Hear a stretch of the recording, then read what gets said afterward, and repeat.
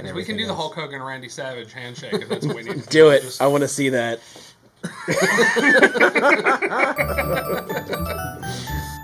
Hey guys, Lee here with $7 a pop, 7bucksapop.com. I'm here with Bruce Vogue, who is... We threatened to do this handshake for the entire time setting up into actually filming this. So, Bruce works for a gaming company, and we thought it would be fun to bring him in and explain how the new Funko board games work. He has unique insight as to how board games operate, so we thought it would be a treat for you guys to be able to see how the gameplay works and see all the cool pops that come inside the games.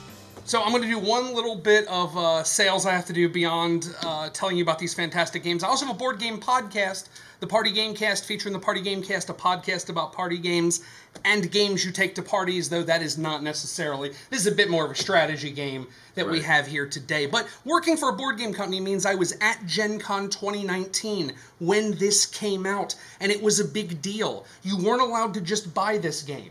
You had to buy a ticket, which was a very inexpensive ticket. It was just to make sure that they knew how many people were coming. To be allowed to be in a demo game where you learned how to play the game like we're going to learn today.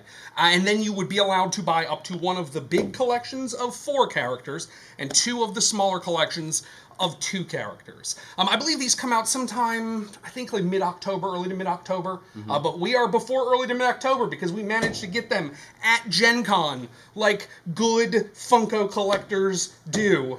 If not, I'm sure they'll be available as they get harder and harder to find on 7bucksapop.com. I would imagine that's true, correct? That is definitely correct. And a special shout out to our friend Star, who was able to get these for us. And she waited in line. Yep, she did the demo. Because I asked her how it was, she was like, I really liked it. And then I decided I had to get a couple of them, and these are what she ended up with. What you're not seeing here is there is a DC 4-pack and a DC 2-pack that came out at the same time. That, of course, is DC Comics, not the District of Columbia in Washington. It's not politicians, it's Batman and Superman. As a note, these are big, 4 people can play with them. These are small, 2 people can play with them. If you have this, it's not just an expansion.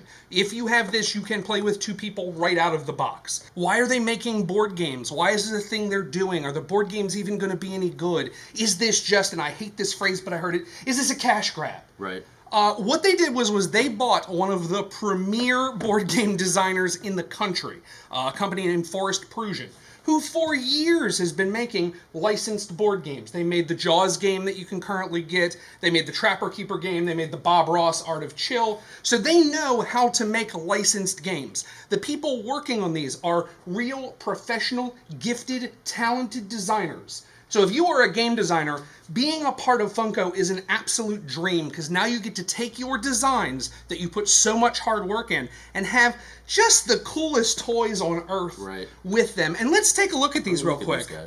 So they're not quite full size, and they're certainly bigger than the keychains. We talked about, I'm going to grab it, actually, I'm going to break the wall here and go over to this. And you were saying they're roughly the size of sort of these. I don't know what that size is. I don't know enough about pop vinyl to be able to tell you what this size is. So this is the pop mini size, not mystery minis, but actual mini, smaller pops. So I think that's the scale they decided to use on the board game pieces. Which I have to tell you, as a board game nerd, is an incredible piece. Because anybody that looks at these is just gonna blow their... I mean, if you sit this on the kitchen table or the dining room table, or if you go to a bar and you decide you want to play it at a bar because that's the brand of kind of nerd you are, people are gonna come from across the room and ask what this is because these things are so cool looking. Right. Every set you're gonna get 2 to 4 characters. You're going to get a double-sided board, which is going to be parts of the universe of that character. So for the Golden Girls here, you get their entire apartment, and then you also get, for some reason, the boardwalk. We were discussing, I don't remember a boardwalk episode. I don't remember the Golden Girls at the beach, but I'm sure you do, and feel free to mention it in the comments and let us know what episode that happened on. But they have that, and then over in Rick and Morty, I believe it's the house, and I can't remember what the second one is. I didn't flip the board over, to be real honest, but 2 places there in the Rick and Morty universe. You're also going to get certain weapons. So in the Harry Potter set, you have like a teeny tiny little magic potion bottle, the Felix Felicus, and the little teeny tiny dagger. Now, what's neat about these is that you can take any character. We're holding the Harry Potter characters, but I assure you, Blanche and Rose can do this too. You can actually take the little dagger and put it in their tiny little pop vinyl hand. So now we're going to talk about the thing. This is what we really loved when we were looking at these. So the Golden Girls come with one weapon, and that is a cheesecake. So you can actually, a very dangerous weapon. It heals you. If somebody tries to hurt you, you can actually use the cheesecake to help you. So I'm going to jam this into Harry Potter's hand. But Harry Potter actually can have a little cheesecake he walks around with. It also has a little card that explains its abilities. In the game that we're going to play today, we're not going to play with the weapons and the abilities. We're just going to teach you the most basic version of the game. And then as we start to introduce more of these, because there will be tons of these sets to come out, we'll introduce some more of the complexity that the game provides. If you're out there and you want to play it, everything is explained in the box, and most of it's on the particular pieces that come with the game. So we can jump in just a moment and just start looking at the game itself. Okay, so Bruce is going to give us a walkthrough of the game, teach me how to play. Yep. So we're doing the most basic scenario you can do. Once you get more into the game, it actually gives you multiple ways to play. So you have these cards here. This is called a leader scenario. In this one, you just have to attack the other person's leader and knock them off the board. There is a territory scenario where you have to control parts of the board. Okay. There is a what they call a control scenario, which literally there are pieces on the board you have to flip to your side and try and control points on the board. Okay. The final thing is a flag scenario where it's like capture the flag, where there are 2 important points that you guard and you're trying to get them. So all of that is for further versions of the game. Gotcha. What we're going to play is this. All you need to do, one of us to win, just has to knock out one person on the opposite team. Okay. Okay? I'm going to take my turn first. I'm Harry Potter and Hermione. And I'm the bad guys. You're the bad guys. Bellatrix and Voldemort? And Voldemort, absolutely. They put in the book, they show this map, and they show you like a little area you can set characters up in. We just kind of randomly threw our characters in. Okay. You have 2 characters that get pop vinyls, and then you have a third one that's kind of represented by like a cardboard disc. You have the Death Eater, I have Auror. Okay. And all that means is they're a character, but they're just not cool enough to make a pop vinyl out of. There's this, which is the first player marker. We've decided I'm going to start with it. It just means I am the first player. I get to take all my parts of my turn first. Okay. There are a couple things you can do on a turn. First thing you can do is move. Run a guy around. Okay. You can run a guy up to 2 spaces. Boom, boom. Boom, boom. You can't run if you are against me and you are here and I am here. I can't run through you. Okay. Okay. Another thing to note, you see these like things on the board that have like the blue outline? They represent kind of, in this room, like just piles of junk. Okay. You can't run through them. Can't run through the junk. You can't run through the junk. So it's the same thing. If I try to see something, if I try to do something, I can't run through this space unless there's some weird thing in my cards that says I can. Gotcha. But normally you can't run through this because essentially think of these as walls. So if you take a look, we have all the great pop vinyls behind us. If they were in the room, they would have that kind of blue thing around them because I can't like run through this. Please don't. And same thing here, you can't run through that, okay? 2 steps, 1, 2, you can move diagonally, that's not a problem. There's no like weird movement rules as far as that goes. You just can't run into a guy on the other team. You can't run into any of these hard walls, okay? Next action is called a basic challenge. That's how you're actually going to knock people down and knock them out, okay? So, you have to be next to them unless you have some power that says you can't. You're going to hear that phrase a lot. There are things printed on your cards. They make every character different. They are how you're going to kind of do all of the stuff when I say, but maybe your character's allowed to. Okay. Okay, so in a basic attack, you say, hey, we're next to each other. I'm going to attack you. I get to roll 2 dice. That's an automatic. Anytime anybody does it, they're going to roll 2. If you look at the bottom of your card, you have sort of a defense number. Okay. That's how many dice you get to roll. Okay? Bellatrix is a 2, so that's... You get to roll 2 dice. Gotcha. So, for me, any of these dice that have the bursts are 1 point. Any of these with the exclamation points are 3 points. You have the crests. They protect you.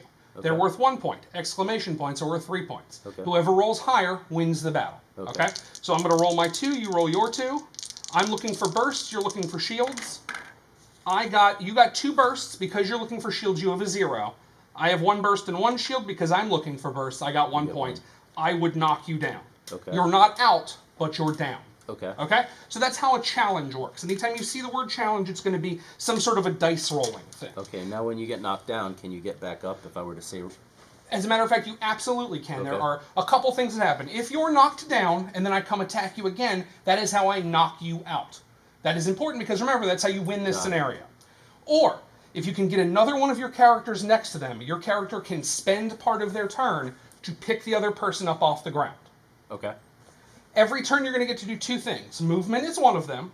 Challenging is another. We went through challenging. The third one is recovery. They call it in the book assist. Okay. Is I can jump in and assist. There's another thing called interact. We're not doing that in this game at all, but I just want to describe it for those of you out there that are watching.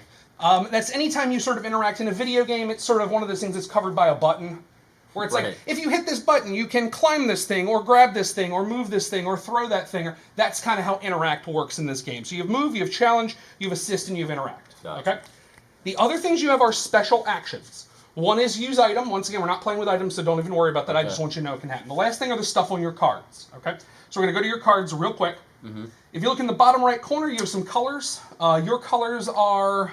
blue and gray. And also gray and yellow. Gray, so you have 4 tokens. You have, in your case, 2 grays, a blue and a yellow. Right. Anytime you want to use one of your powers, you have to have one of those tokens to spend. When that power also has a number on it, when you see it, so for instance, for me, I have Descendo. Okay. It is yellow and is 3. I have to have a yellow token. I do what it says, and I put it on the 3 over here on this track. At the end of every round, things on this track are going to start to get closer to you. Once they go off the board, they're yours again. Okay? So that's just a system to make sure you can't do the cool stuff every single turn. So the good news is that's almost all the rules. Okay. There's only one more thing you have to worry about. You have a little set of tokens over here. They have little, like, the Ghostbusters line through them. Right. Essentially, a turn works like this. You pick a character.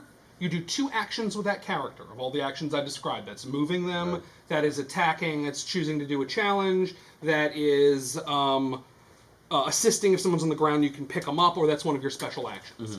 Remember, you can do 2 things, so you could move twice or do 2 actions or whatever, as long as you have all the stuff to pay for it.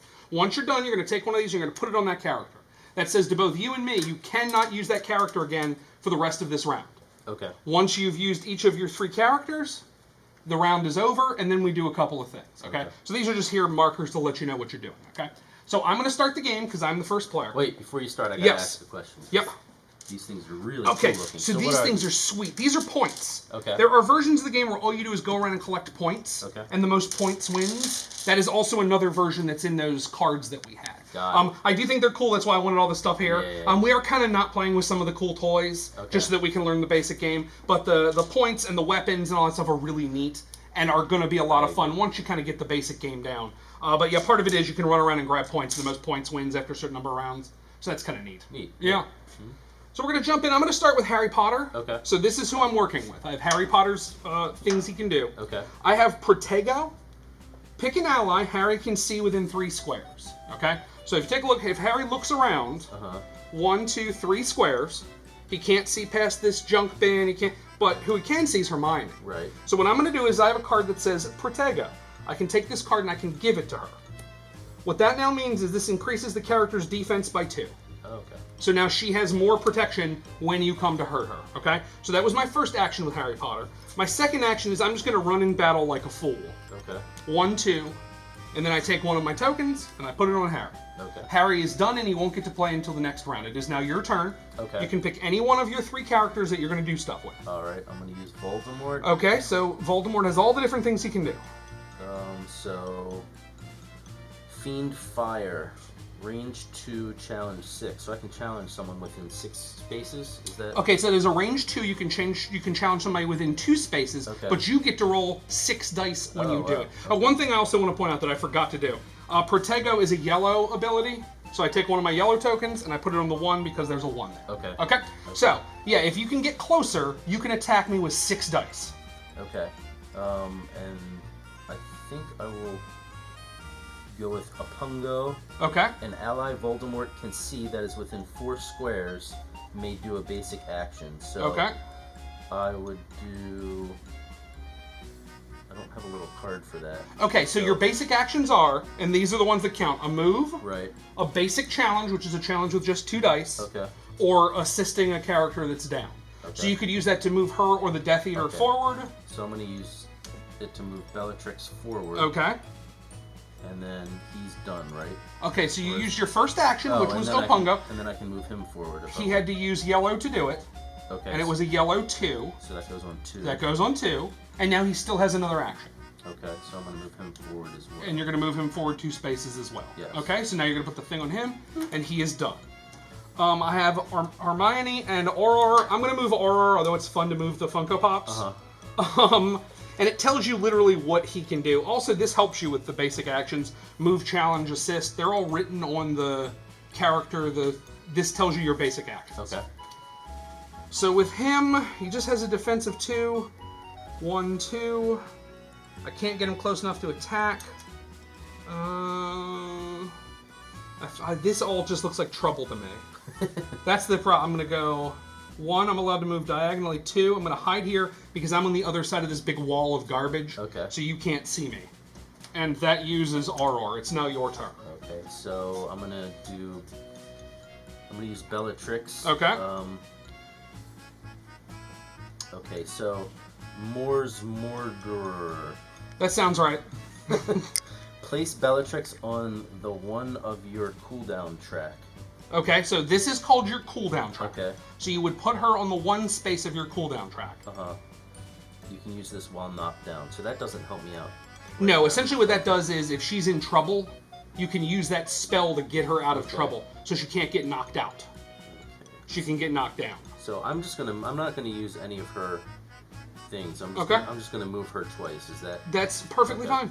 All right. So I'm gonna go diagonal 2 spaces. Okay. You're also not obligated to take the second part. If you only want to take one action, you're allowed to as well. Okay. And then I'm gonna go diagonal 1 space. Okay. So you were right in front of Harry Potter. Yes. Okay. Well, let me see what I can do with Hermione. Okay, so I can walk Hermione up. 1, 2. She then has Impedimenta. Okay. Impedimenta is I have to use a gray power, and I have to set it to 2. Range 3, which she is in. Challenge 2. If you win one, also shift one of your opponent's ability tokens up 1 number on the cooldown track. Okay. So if I win, not only do I get to knock you down, I get to push this even further away. Okay, so my attack is 2 I forgot to move mine down. You did not, I'll tell you. None of them move yet. Okay. You have, what is your defense for her? She has a defense of 2. Okay. Okay, so then I am rolling, I'm looking for bursts. You are looking for shields. Got it. I have 4. You have 4. That is a tie, which is the only thing I haven't checked. I have to have more than you to win the challenge. Okay. If I do not, I lose the challenge. So you managed to defend my attack. Nothing happens. I can't hurt you. I can't pull anything away. Okay. The dice are off the board, and I used both of her abilities. So I am done with her as well. You're now down to the Death Eater. All right. So the Death Eater, you can move up 2 squares. I think that's just what I'm gonna do. So we'll move up 2, and we will move up 1, diagonal 1, and up 1. Okay. So then you're done. You would put your 3rd marker on there. Right. So all of our characters have all been used. That's the Okay. end of the round. Got it. Okay, so you get to pull all of your markers off. Anything on what is called your cooldown track, you get to slide it down a space. Okay. If it comes off the board, it is now yours. Okay. If a character has been knocked out and you're in a scenario where knocking out is not the win condition, they would then come back in the game now. Okay? Gotcha. So now I hand you the first player marker, and you get to start the round. Okay. So I think I'm going to use Bellatrix. You got it. And her Confundo. Okay, now Confundo. Range 4, challenge 2. Yep. Give the target a Confundo status card. So I'm going to attack Harry. Okay. So then you're going to hand me the Confundo card. So what does that do to me in the future? The next time this character does the ability action, increase the cost of the ability by 1, then remove this card. Okay. So the next time I try to do my cool stuff, it costs 1 more on this cooldown tracker. Okay? Okay. So you are rolling, I believe it said 2. Yes. Harry is rolling 2. Let me get those off the board. I'm rolling shields. You're rolling bursts. Okay. Haha. I rolled 3 shields. That's not good. So I managed to block your attack. Or was that your first action or your second action? That was my first action. Oh, okay. So you have another action with her. Okay. And one other thing, you used your gray to do it. So that goes up here because it's a 3 gray. So you could even do that again. You have another gray token. I don't know if you want to, but you would be allowed to. All right, let's give it another shot. Okay. All right. And then can you load me down with another one of those stupid cards? Okay. Defensive 3. So I blocked it again. Yes, good work, Harry Potter. No good. Good work, young wizard. Okay. So once again, and you take your. She's done. She's done, and remember, you take your gray again and put it up here. Right. Okay. Now you have no more gray tokens to use until they get all the way off the bottom of the board. Okay. So the whole time that you're playing this game, you need to think about not only where on the board you are, but also how you want to spend those tokens. Yeah. Exactly. I'm going to move Hermione up, and I'm just going to straight up try to punch you in the face. Ooh, no. Yes. I roll 2, you have a defensive 2. I'm looking for bursts, you're looking for shields. I rolled 1, you rolled 3. 4. Oh. I'm sorry, yeah, you're right, you rolled 3. Okay, so you blocked it. I'm going to do it again. Okay. I rolled 1, you rolled 1. You defended so that the attacker has to win. Success. You blocked both of them. Well done, Bellatrix. There we go. Okay. It is now your turn. Okay, so we're going to use, let's use the Death Eater. Okay. So I'm going to move next to Aurora. Okay. And we're going to have a battle of little... Of little discs? Discs. Okay, it's little disc battle time. So roll 2 dice. Yep. I have a defense of 4. You have an attack of 4. Because I'm the defender, I get to block. I see. Okay. Alright, so Death Eater is The done. Death Eater is done. You know what? I like that. I'm going to do the same thing. I'm going to use Aurora since you stood next to me. I'm looking for the attack. I'm looking for burst. I have 4. Oh, no. Bam! So the Death Eater is now knocked down. Okay. Okay. So, let's see. That was my turn. I did that. That was my first attack or my second attack? That was your first. That was my first. Oh, I still have. Oh, I could move. Okay, then I'm going to move him over here. Okay. No, because that's going to block the path of. Now, can you, if I'm knocked down, can you attack me again, or? Would that, Yes. would that If be I had pointless? I have a second attack, I can try to attack you Okay. again to win. Yes. All Thank right. you for helping me. That was a terrible, terrible idea. That was a terrible thing, and that may cause the end here. Attack of 3, attack, and bam, that would be it. I knocked one of your characters out. Womp womp. So he is off here on the board, and that wins the game. Yeah. And I knocked him down and then knocked him out. So I took both knockouts to do it. Well played, sir. Yes, you as well. You as well. So that's the quick speed scenario that you play as you're just learning how this game works. Right. Now you kind of understand, and you saw even in that second round, you were moving a lot quicker. You're like, okay, I got this to do this to do this. You were helping me over here, like, I think you can probably knock that guy out if you want to. So now when you look into the next scenarios, you're going to have some things that go for points. Okay. You're going to have weapons that can do extra things now where you can trigger the weapon. It's sort of like something that's on your card, but it gives you another thing you can do. Yeah, let's give Voldemort a little knife just so we can see what that looks like. And if Voldemort had the dagger, that lets him challenge 2, and you can do an extra non-challenge action. So what this does is you could attack somebody. Now that you have that, you could attack them, and then you can do another thing that's not an attack. Okay. So you could attack, run, and attack somebody else. It gives you essentially an extra action when you use Voldemort that is the dagger. The quick stab and run. Exactly. Okay. When you do the other versions, you have to knock out a particular person. So I might say, well, the head of my team is Harry Potter. You have to knock him out. So I may play with him differently because you have to get over to him to knock him out. So we've already played with Harry Potter, but let's talk about the Golden Girls for a second. Right. Now that you have the Golden Girls, you're going to get Blanche and Rose, so you have 2 new characters. You have the Cheesecake, so you have a brand new weapon. You have 2 boards, so you have a double-sided board. One side is their apartment that you always saw, and the other is the boardwalk we talked about. I still don't know when they were at the boardwalk, but if they, by all means, please leave it in the comments and let us know. Right. And with those come new scenarios, so a new capture the flag scenario, a new point gaining scenario, so it just gives you like new worlds to play in. It's a ton of flexibility. I like the fact that you can do that. Oh, absolutely. And you need not play these as completely made so everything is interchangeable. Right. So I know they're planning tons more of these. Yeah, sure. I've heard from the designers, they're like, yeah, we're like 7 or 8 or 10 packs ahead. So sometimes it's fun to like go back and play the original ones we designed a long time ago and realize how fun this game really is. So yeah, it's really neat. As you pick up this stuff, it's going to give you more toys to play with, more ways to play with them, more things they can hold on to and interact with, more worlds they can run around in. So just super cool stuff they're doing with the Funko game stuff. Well, I think when they release some new sets, we're going to have to give this another go and do some more videos. What do you think about that? I would love to. I would love to. Thank you so much for watching. If you have any questions, I'm going to try to monitor as best I can. And please talk to me and say like, hey, Bruce, someone had a question about this. And I will try to field your questions about the game as best I possibly can. Feel free to throw any questions or comments about the game. If you like playing the game or if we got something wrong, you want to correct us, feel free to leave those in the comments. And we just want to thank you for watching. Yep. All right. All right, I'm ready to play. So here we have. Did you? Yeah, it's done. It's done, man. Sorry. So, but here's the good news. There's so many more packages of this. that we can probably find another package and get you in a game and show you how this works. Cool. Aren't they cool? Yeah. All right. See you later.